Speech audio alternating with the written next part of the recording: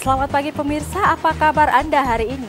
Senang sekali kami dapat menjumpai Anda dalam berita Papua hari ini. Saya Yuni Rumbaran beserta tim redaksi telah menyiapkan sejumlah berita menarik dan aktual untuk Anda. Berikut 3 berita utama.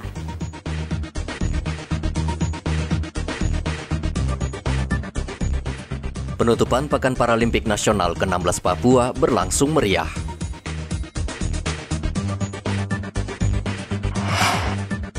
Polisi bongkar lapak judi King di Mimika yang meresahkan warga.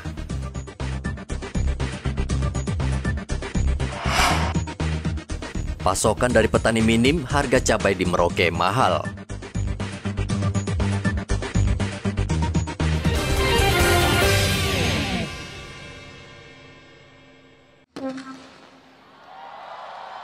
Selamat malam semuanya.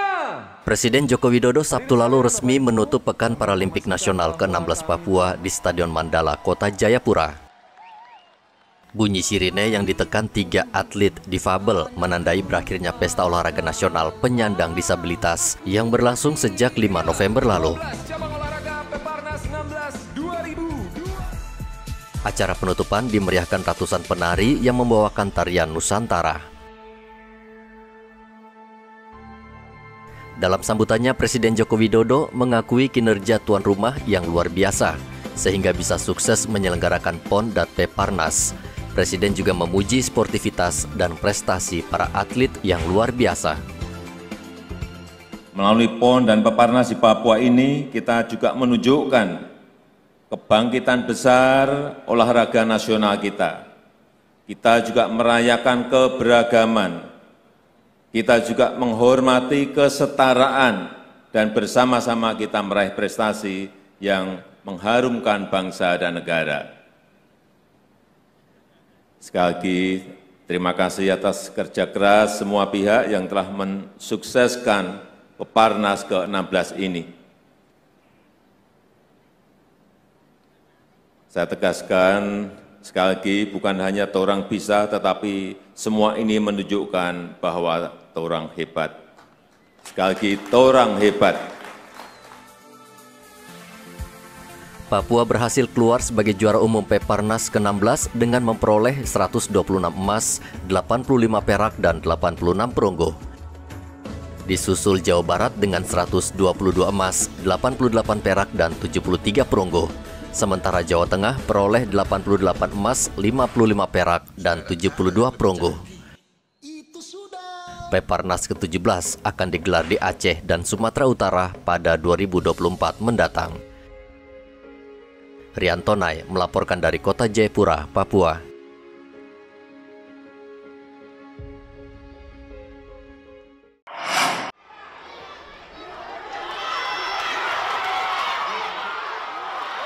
Papua tumbangkan Kalimantan Selatan dalam final sepak bola Peparnas ke-16 yang berlangsung di lapangan Mahat Chandra, Uncen Waena, Sabtu lalu.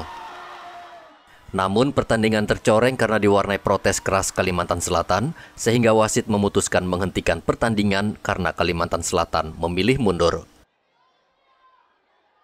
Di babak pertama, kedua tim saling menyerang namun Papua lebih mendominasi pertandingan. Gol pertama dicetak Diano Korwa yang menerima umpan dari Albert Caviar. Pertahanan Kalimantan Selatan yang semakin terbuka dimanfaatkan dengan baik tim Papua. Ongen Merani yang lolos pengawalan pemain belakang Kalimantan Selatan berhasil mencetak gol kedua sehingga skor menjadi 2-0 untuk Papua. Kedua kesebelasan bermain dengan tensi yang tinggi. Pada menit ke-60, wasit terpaksa menghentikan pertandingan karena protes keras yang dilancarkan Kalimantan Selatan. Akhirnya Kalimantan Selatan memilih mundur sehingga dinyatakan kalah WO dan Papua keluar sebagai juara dan meraih 1 medali emas.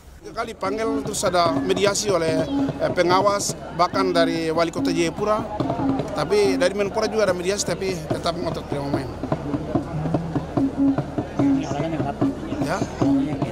Ya alasannya cuma 2, wasit dan nomor 6. Ya misalnya pernah sudah lolos verifikasi, kan dokter beliau sendiri, dokter itu dokternya, Pak Dokter Ferry, kan sudah verifikasi. Dokter dari Kasel. Nomor 6 dia disabilitasnya apa? Tunadaksa.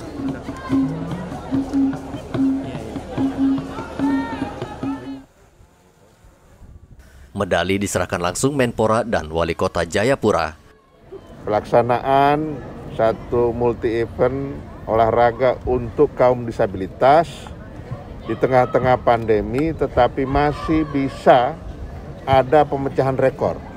Itu yang luar biasa. Dan bahkan saat saya di cabang olahraga menembak tadi, ya, saya tanya ke teman-teman, skor atau angka yang mereka hasilkan, ada yang kan juara satunya itu 626. Itu sama dengan angka-angka yang diperoleh pada pertandingan tingkat dunia. Bisa bayangkan di Peparnas sudah bisa ada yang mencapai angka 600-an. 600-an itu saya tanya ke teman-teman di Perbakin, ini adalah angka capaian atlet-atlet internasional. Ini kan berarti ada harapan kita dari Peparnas ini bisa memunculkan talenta-talenta dan atlet-atlet yang akan masuk ke Pelatnas yang kita persiapkan untuk Paralimpiade Paris tahun 2024. Waktunya sudah sangat dekat. Juga di renang saya lihat ada harapan, di atletik juga ada, menembak ada. Kan ini cabang-cabang yang kita berharap supaya makin banyak atlet-atlet Paralimpik kita yang lolos di kualifikasi Paris 2024. Jadi saya kira penyelenggaraannya sudah berjalan dengan baik, jadi sukses penyelenggaraan. Kita berharap ini tercapai semua, kemudian juga prestasi, pemecahan rekor juga ada. Saya berterima kasih kepada NPC Papua yang telah meraih emas pada hari ini. Menpora mengatakan Peparnas digelar untuk membangun kebersamaan para atlet di seluruh Indonesia agar menjadi satu keluarga. Menpora juga mengapresiasi Pemkot Jayapura karena tidak ada atlet yang terpapar COVID-19 selama Peparnas berlangsung. Epen Kataren melaporkan dari Jayapura, Papua.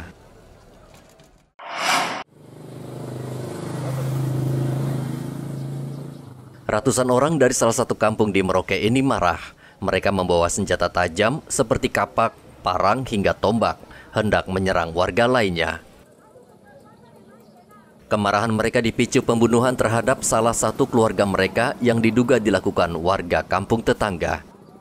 Sebelum pecah menjadi pertikaian berdarah, polisi dikerahkan untuk menghalau warga yang sudah mulai beringas. Namun warga kampung tidak terima, mereka tetap bertahan dan bahkan mencaci maki polisi dan tentara yang berjaga. Kebetulan kami mendapat telepon bahwa ada keributan di sana, kami datangi sana, ternyata ada perkelahian.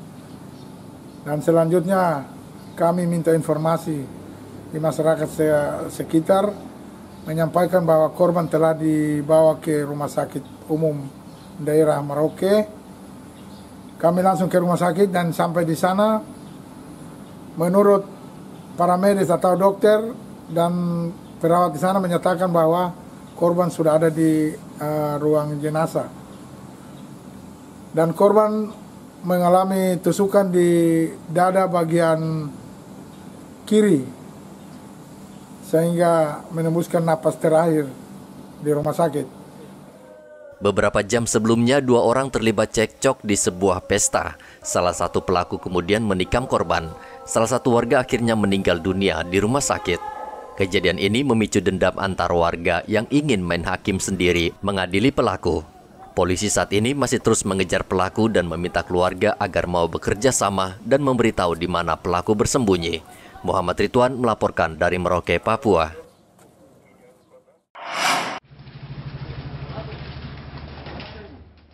Dua tempat judi king dibongkar Polsek Mimika Baru Sabtu lalu.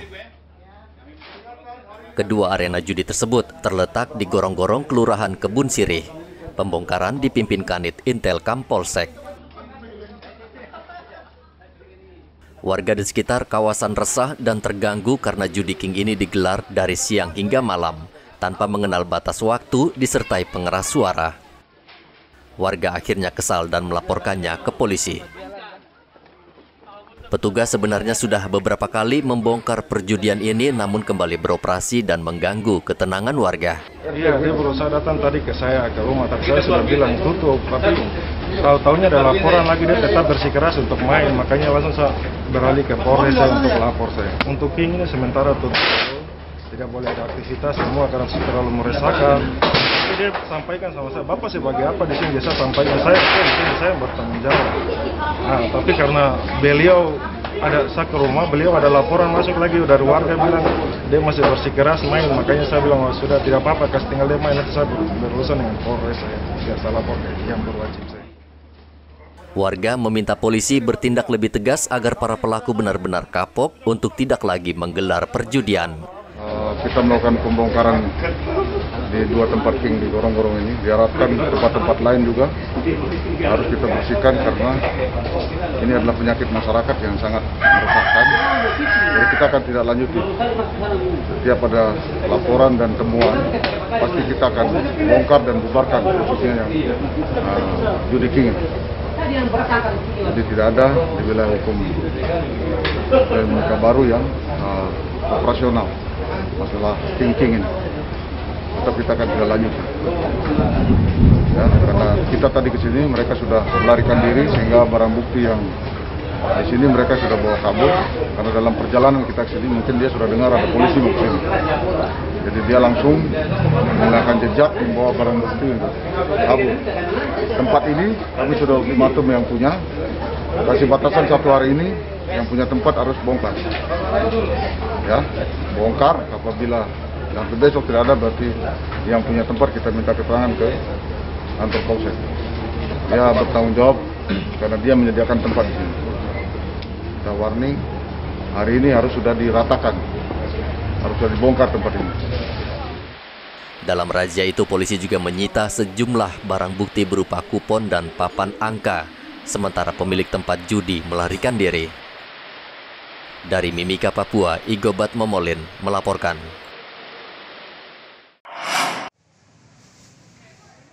Harga cabai besar di Pasar Wamanggu Merauke saat ini naik karena pasokan dari petani berkurang sementara permintaan konsumen tinggi. Dari hasil pemantauan di pasar, sebelumnya cabai hanya dijual Rp20.000 per kilogram, kini naik menjadi Rp60.000 per kilogram atau naik sekitar 300%.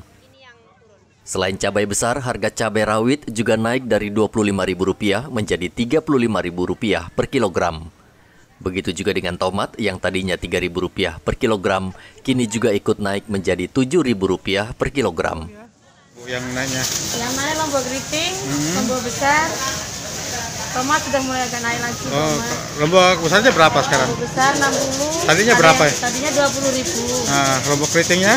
Lombok keriting biasanya 20, sekarang jadi Rp50.000. 50 ya? Nah, kalau cabai kecilnya? Cabai kecil turun, lumayan 35, sekarang 25. Kalau tomatnya Ibu? Tomat kemarin 3.000, sekarang naik. Naik lagi ya? Jadi 8.000. 8.000 per kilo ya? Ya. Kenapa bisa seperti itu Ibu? Hujan? Hujan ini kemarin. Sementara bawang merah yang sebelumnya dijual Rp35.000 per kilogram juga naik menjadi Rp45.000 per kilogram. Muhammad Ridwan melaporkan dari Merauke, Papua.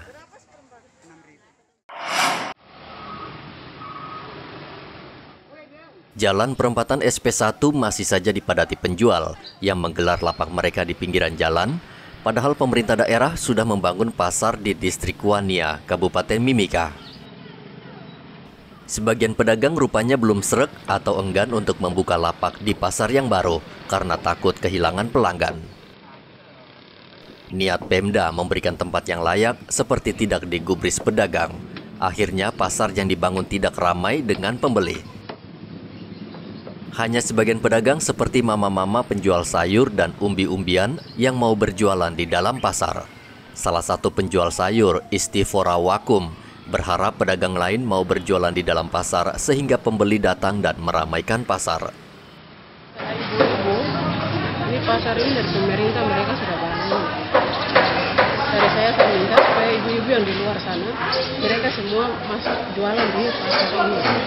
Begitu biar pembeli dan penjualan juga ramai pasar ini. sini banyak ibu yang mereka masih jual di luar karena tidak ada tempat. Tidak ada tempat. Nah, dan tempat ini juga kan kecil. Ini satu tempat ini dibagi dua, sedangkan ibu-ibu yang bawa jualan tuh banyak. Mereka lebih senang tuh jual di luar. Nah, itu kenapa itu?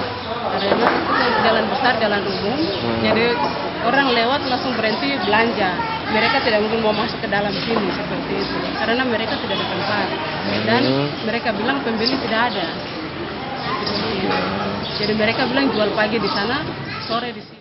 Sementara pedagang di pinggiran jalan beralasan pasar yang dibangun pemerintah berukuran sempit. Ya, itu tidak cukup. Untuk sementara yang kata sudah terkumpul itu saja, dihitung itu belum cukup itu. Meja itu masih kurang.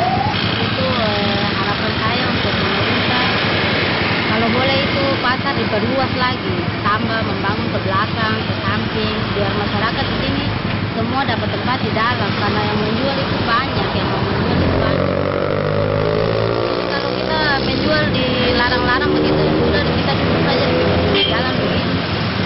Karena pasar juga masih kecil begitu. Ya lumayan di jalan sini lumayan. Sebenarnya di pasar sana kalau semua ditempatkan di dalam, masyarakat kalau mau belanja kan semua ke sana. Penjual ikan di sana, penjual sayur di sana, semua otomatis masyarakat semua pada belanja di sana. Penghasilan di sana juga lebih baik. Tapi karena pasar di sana sempit, kita menjual saja begini seadanya saja, penghasilan seperti biasa yang kita dapat.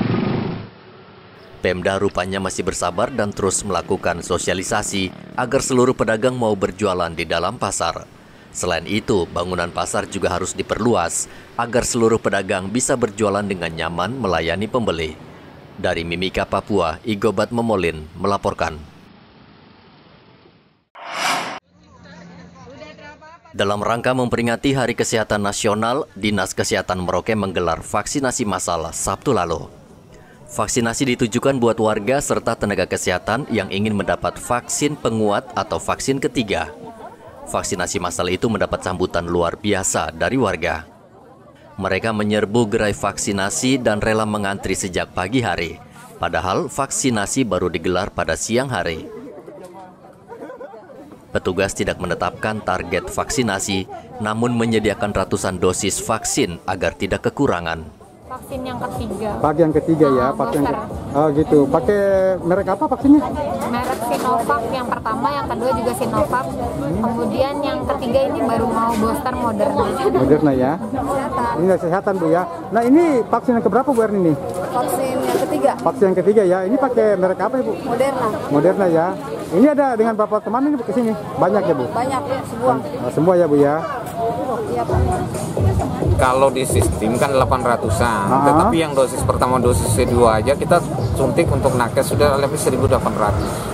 1.800 ya? Iya. Untuk yang sekarang sudah 1.800 untuk tapi kan tidak semua nakes itu ada dengan Moderna. Ada juga nakes yang suntik boosternya dengan Sinovac. Khusus untuk vaksin ketiga dok? Iya. Nakes ini sudah berapa banyak? Sudah, kalau dari target nakesnya sudah 50%. 50% ya? Iya. Saat ini vaksinasi di Merauke sudah mencapai target 78% dari target 124.000 orang. Setiap hari rata-rata ada 200 orang yang divaksin dan bila vaksinasi terus dilakukan, penularan COVID-19 bisa dicegah. Muhammad Ridwan melaporkan dari Merauke, Papua.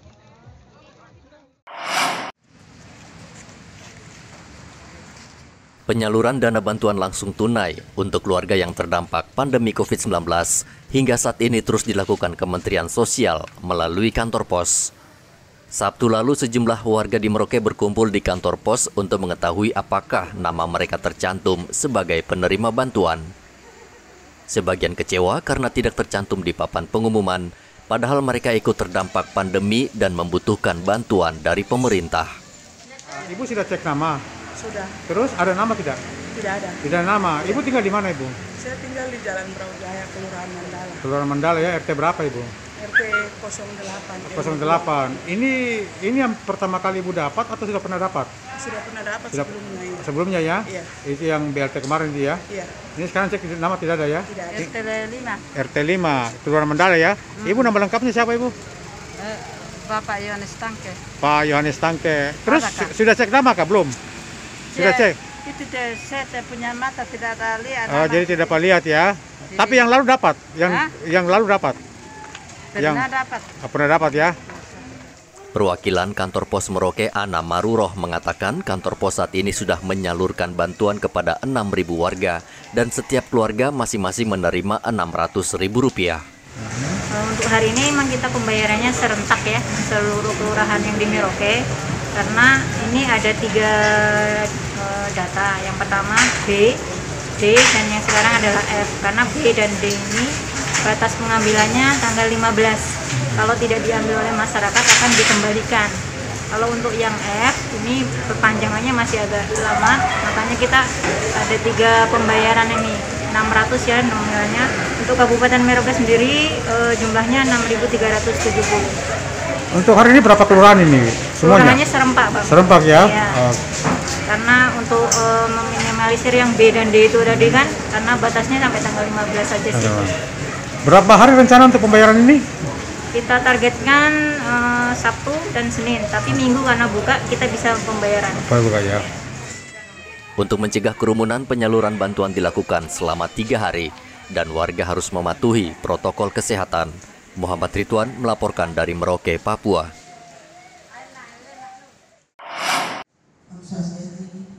Untuk membantu pelaku ekonomi kreatif agar lebih produktif di tengah pandemi ini, Dinas Pariwisata Papua memberikan bantuan berupa alat kerja untuk sejumlah sanggar di Merauke.